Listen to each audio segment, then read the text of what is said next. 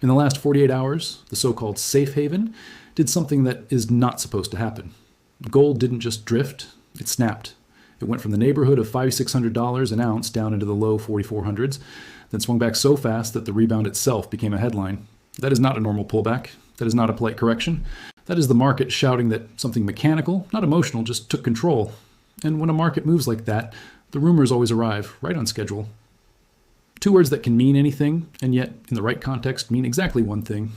Someone, somewhere, had to sell what they didn't want to sell at prices they didn't choose, because the funding behind the trade changed faster than the trade could breathe. Here's the part most people miss. When you see a move this violent, it's not that everyone suddenly changed their opinion about gold. It's that the infrastructure that allows people to hold positions changed. The rails shifted under the train, and the institutions that live inside that plumbing always see it first. Because, while most of the public was staring at the chart, the exchange was adjusting the pressure valves. On February 6, 2026, CME raised the margin requirement on COMEX 100 gold futures for certain accounts to 9% from 8%, effective after the close. That sounds like a small number until you translate it into leverage, into collateral, into forced decisions made by risk departments that do not negotiate. And this wasn't a one-off tweak. CME had already shifted on January 13th to a framework that sets margins as a percentage of contract value. In plain language, when price and volatility jump, the required cash jumps with them. Welcome to Signal and Story, where we don't chase what's trending after it's obvious. We follow the data that moves before the narrative does. If you've been here a while, you know the routine. We look at the price, then we look at the plumbing, then we look at who's quietly repositioning while everyone else argues. And if you're new, settle in. Drop a comment with where you're listening from, because this story is global and the signals are showing up in more than one place at once. Now let's walk through what actually happened, with dates, numbers, and the exact contradictions that keep the liquidity event rumor alive. The week began with gold at levels that still felt unreal to anyone who remembers the old range. Traders were talking about 5,600 like it was just another number on a screen. Then the screen changed. In a handful of sessions, prices cascaded toward 4,400. That is a swing of roughly $1,200 per ounce. In most years, that would be the move of a decade, not the move of a few days. Then, as quickly as the air came out, it came back in. 29 intraday. Think about that. A market can drop hundreds of dollars within a day and still end the day far above the lows, because the selling pressure was not a slow change of mind. It was a wave that hit and passed. But volatility is not a cause. Volatility is a symptom.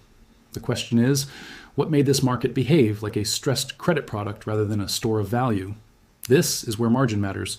Futures markets are built on collateral. When the exchange raises the required collateral, the position does not argue. The position either finds cash or shrinks.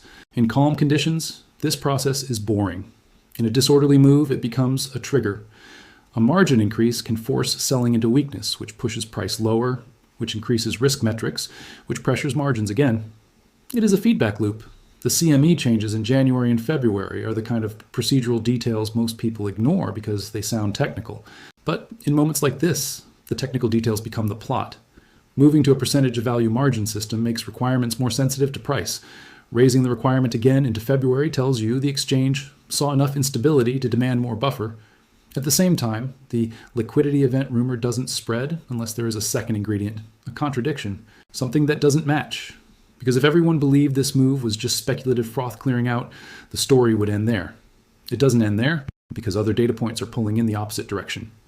Start with the biggest, slowest, most stubborn buyer in the gold market, central banks. According to the World Gold Council's demand data for 2025, central banks were net buyers by 863 tons. Poland alone added 102 tons, making it one of the largest buyers again. That is not a day trade. That is a strategic decision made by committees, not influencers. So you have a market that can drop from the mid-5,000s into the 4,000s in days, while the official sector is still buying in size and has been for years. That's the first contradiction. The second contradiction is risk control behavior outside the US. On India's MCX, the gold bullion margin was set at 20%, with an upper cap for member margin obligations raised to 400 crore rupees per member from 200 crore earlier. Different market, different rules, same message. Volatility is being treated as a systemic risk, not a normal fluctuation. When both the world's largest futures exchange and a major overseas exchange are tightening collateral rules, and when official buyers have been accumulating hundreds of tons, you have the ingredients for the rumor, the suspicion that the selling is not a change of heart, but a forced unwind. Now, before we go further, we need the historical lens, because this pattern is not new. In fact, the most important thing about this episode is how familiar it is once you know what to look for. In 2008, when the financial system was cracking, gold initially sold off. People expected gold to rise while everything fell. Instead, it dropped because the first phase of a liquidity shock is not about preferences. It is about cash. Funds sold what they could sell to meet margin calls, to meet redemptions, to survive. After that first wave, gold recovered and then entered a powerful advance as policy responses and confidence dynamics shifted. In 2011, during the famous silver spike and collapse, the playbook was even more direct. Exchanges raised margins repeatedly in rapid succession. Leveraged positions shrank. Prices fell hard. In 2020, during the March panic, even treasuries and gold experienced stress. The world learned again that in a true funding squeeze, correlations go to 1, and the first objective is liquidity. Gold sold off, then recovered as central bank interventions expanded and the market stabilized. Now, in 2026, the pattern is showing up again with a twist. The twist is that the plumbing itself is more explicitly reactive. A percentage of contract value margin system means the exchange's demands scale with the move. That can stabilize the system over time, but in the short term, it can also magnify the immediate pressure on leveraged holders. So if you're looking for a clean narrative, you won't find it. You will find a sequence of mechanics. First, price volatility spikes. Second, risk managers tighten. Third, exchanges raise collateral. Fourth, positions shrink. Fifth, forced selling accelerates. Sixth, price overshoots. Seventh, once the forced sellers are done, price rebounds into the vacuum. Gold didn't crash the way a story crashes. Gold convulsed the way a leveraged structure convulses when the collateral demands change. Now let's talk about the players, because the rumor mill always imagines a shadowy villain. The reality is more boring and more dangerous because it is systemic rather than personal. The first player is the exchange, because the exchange is responsible for ensuring that clearing members can settle. When volatility rises, the exchange raises margins to protect the system. That is not a conspiracy. That is how it is designed. And on February 6, 2026, the CME acted again, taking the initial and maintenance requirement to 9% from 8% for certain categories. The second player is the clearing member network, the banks and brokers who intermediate futures positions. They extend credit, they manage risk, and when the exchange raises requirements, they pass those requirements through. Sometimes they add their own house margin on top. That means the real pressure on a leveraged trader can be greater than the exchange's published number. The third player is the leveraged community itself, commodity trading advisors, macro funds, proprietary desks, and anyone who uses futures to express a view with borrowed efficiency. In calm times, leverage is invisible. In stressed times, leverage becomes the story. The fourth player is the official sector, central banks. They are not reacting to a 3-day candle. They are reacting to reserves, to credibility, to long-term diversification. The data point of 863 tons in 2025 is not trivia. It is a baseline that explains why, even during forced selling, there's a bid waiting underneath. The fifth player is the physical market, which often moves differently than the paper market. You don't need dramatic claims to understand this. Futures can be liquidated instantly. Physical flows respond to logistics, to premiums, to regional demand. When futures are under forced selling pressure, physical premiums can behave differently. That divergence is where dislocations are born. And that brings us to the central mystery of this episode. Why did gold behave like a risk asset for a moment, even as long-term buyers remain active? The answer sits in the dislocation between paper price and funding conditions. The market can love gold and still sell it if the funding terms change. That is the dislocation most people don't feel until it's too late. Let's put numbers on the dislocation, because without numbers it becomes mythology. The visible move was a roughly $200 swing from around 5,600 to around 4,400. The less visible move was the margin shift, from an 8% requirement to a 9% requirement, with a new percentage of value methodology that makes those percentages bite harder as the underlying price moves. If you are a large participant holding, say, thousands of contracts, a 1% increase in margin is not 1%. It is millions of dollars of additional collateral. And if you are holding those positions across multiple markets, gold, silver, other commodities, equities, your collateral needs can rise everywhere at once. Now, layer in the MCX example. A 20% bullion margin and a cap increase to 400 crore. Different number, same principle. When exchanges tighten, they are forcing participants to prove they can absorb volatility. Those who can't, reduce exposure. And reduction, in practice, is selling. This is why the liquidity event rumor spreads, because the behavior matches the mechanics. In a liquidity event, it is not the fundamentals that break first, it is the financing. So what does evidence look like in a story like this? Evidence is not a screenshot of a tweet. Evidence is a set of aligned signals that say the same thing from different angles. Signal 1, exchange margin hikes clustered around volatility, with a notable increase on February 6th and a structural methodology change on January 13th. That is the system raising the cost of leverage. Signal 2, a price path that looks like a forced unwind. Sharp drop, intraday low around 4,654, rebound to around 4,895, and then continued stabilization. That is how markets look when selling is urgent and then suddenly stops. Signal 3, official sector accumulation in the prior year at 863 tons, with Poland adding 102. That tells you the long-term bid has not vanished. Signal 4, overseas risk controls tightening like the 20% margin and 400 car war cap on MCX. That says the risk is not isolated to one exchange or one geography. When these signals line up, you don't need sensational theories. You have enough to explain why gold could fall and rebound violently while still being in demand structurally. Now, here's where it gets interesting. When a market experiences this kind of forced deleveraging, it often creates a temporary mispricing, not because the market is dumb, but because the market is clearing. And clearing means finding the price where the forced sellers can exit and the willing buyers can absorb. Historically, once a forced deleveraging wave passes, the next phase is dictated by who remains. If the remaining holders are stronger hands and the structural demand remains, the rebound can become more than a bounce. If the structural demand is fading and the forced selling was merely the first crack, the rebound can fail. So instead of making a prediction, the right move is to identify the indicators that decide which path we are on. Indicator 1 is volatility and margin behavior. If margins keep rising or remain elevated, leverage will remain constrained. That can cap speculative enthusiasm and reduce fragility. It can also dampen momentum. Indicator 2 is central bank behavior. The official sector is not price insensitive, but it is strategic. If the 2025 pace of accumulation remains a theme into 2026, it suggests that dips are being treated as opportunities by buyers who do not operate on weekly charts. Indicator 3 is physical market tightness, which often shows up in premiums, delivery dynamics, and regional flows. You don't need to claim shortages everywhere. You need to watch whether physical pricing starts to diverge from futures.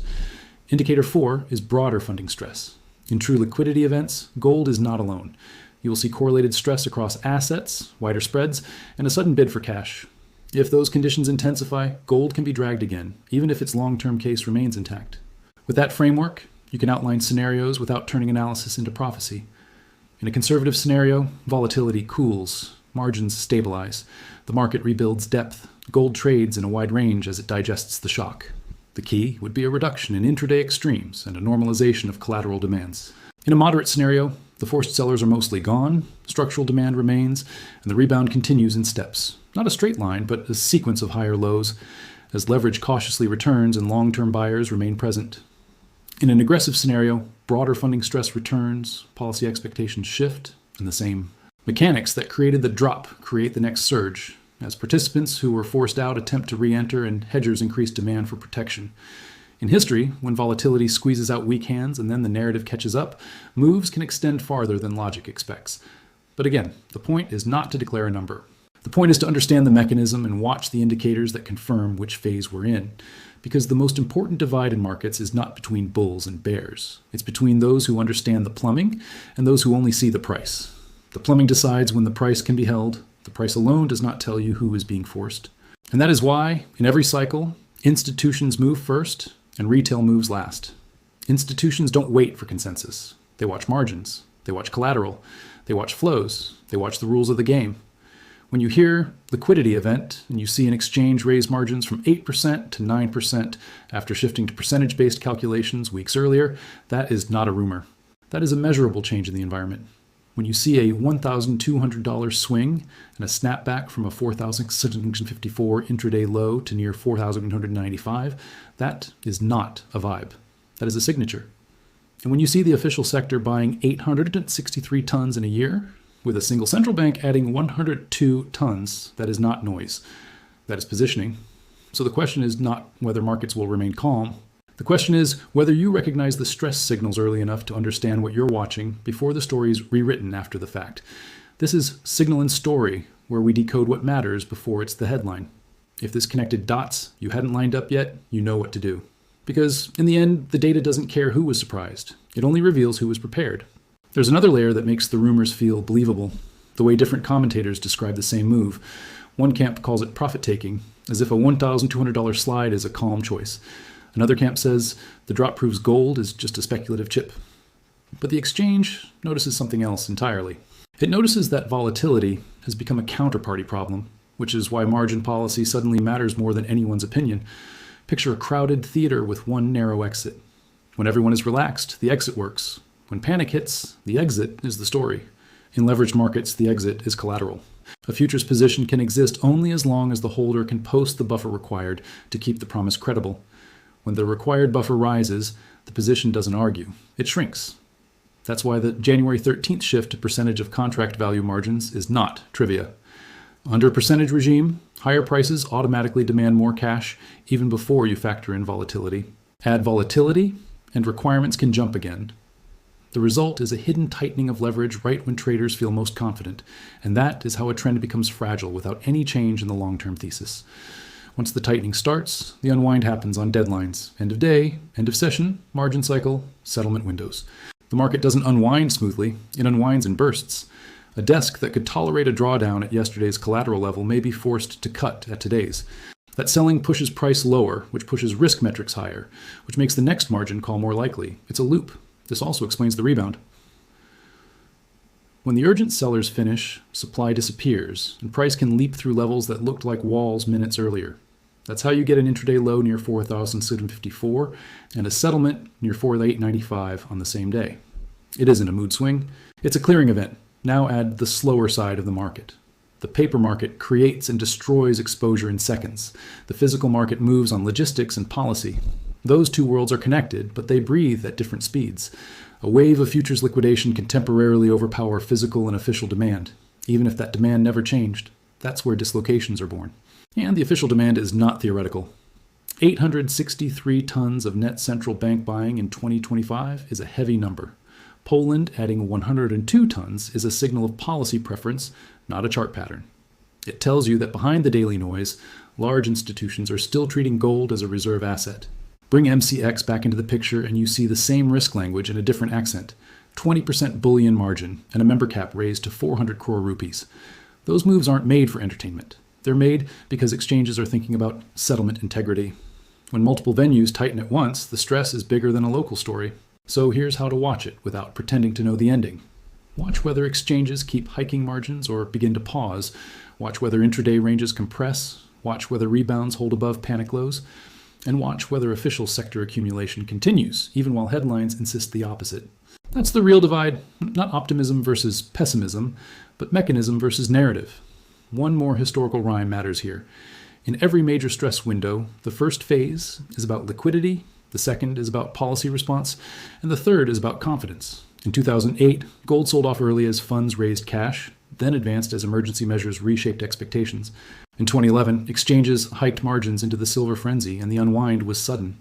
In 2020, gold wobbled during the initial dash for dollars, then recovered as central banks stabilized funding markets. The pattern isn't that gold stopped working. A funding squeeze turns even high-quality assets into sources of cash, because survival outranks preference. Once the scramble ends, attention returns to reserves, hedging, and credibility, and that is when rebounds can become trend legs. That sequence is why 2026 feels familiar again today.